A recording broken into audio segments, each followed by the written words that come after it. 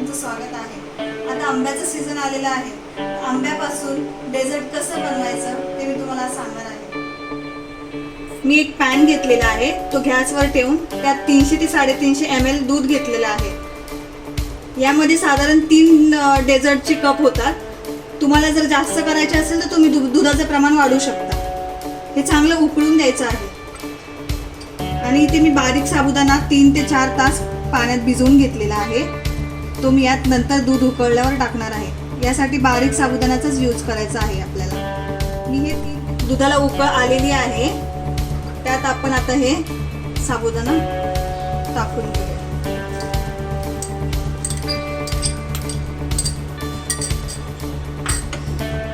आणि हा व्यवस्थित मिक्स करून आपण एक 5 ते 10 मिनिटं याला आपण शिजवून घेऊया।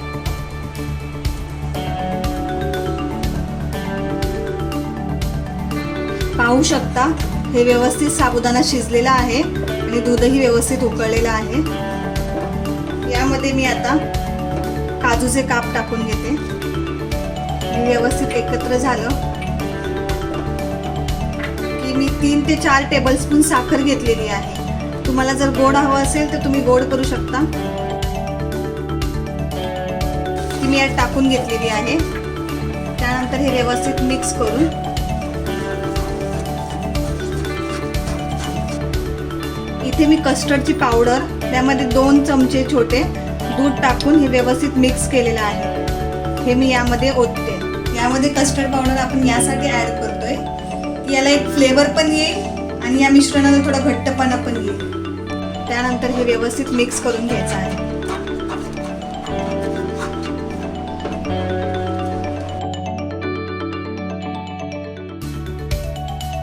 हे आपण साधारण 2 ते 3 मिनिटांसाठी व्यवस्थित मिक्स करून घेऊया आणि पुन्हा थोडं शिजवून घेऊया।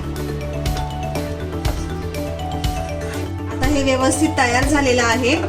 मी गॅस बंद करून घेते आणि हे थोडं थंड झालं की मी पुढची प्रोसेस सांगते। आता हे व्यवस्थित थंड झालेलं आहे। आता आपण हे एका काचेच्या कपमध्ये भरून घेऊया।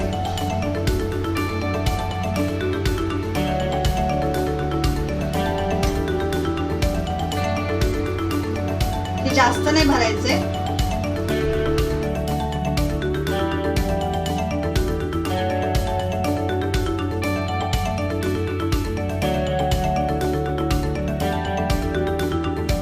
आता हे व्यवस्थित मी एका कप मध्ये भरून घेतलेलं आहे। आता हे 15 ते 20 मिनिटांसाठी फ्रीज मध्ये सेट करायला ठेवू। त्यानंतर मी पुढची प्रोसेस तुम्हाला कशी आहे ती सांगते।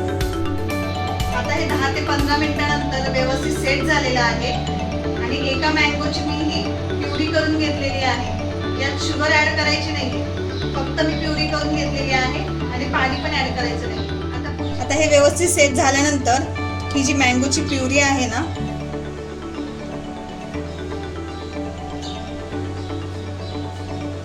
ती यात मी अशी वर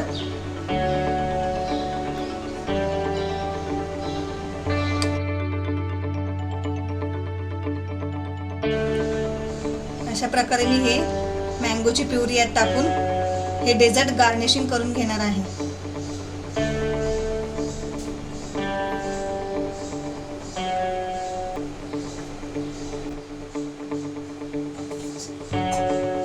अशाच प्रकारे दुसऱ्याही कप मध्ये मी हे गार्निशिंग करून घेणार आहे।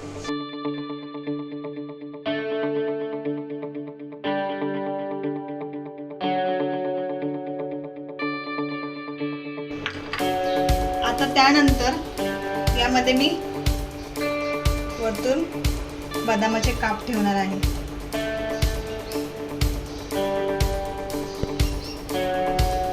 हे ऑप्शनल आहे, पण याने खूप छान डेझर्ट दिसतो।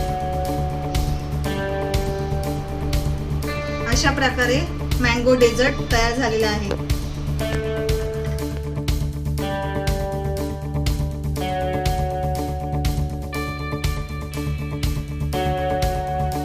अशा प्रकारे हे डेझर्ट तयार झालेलं आहे।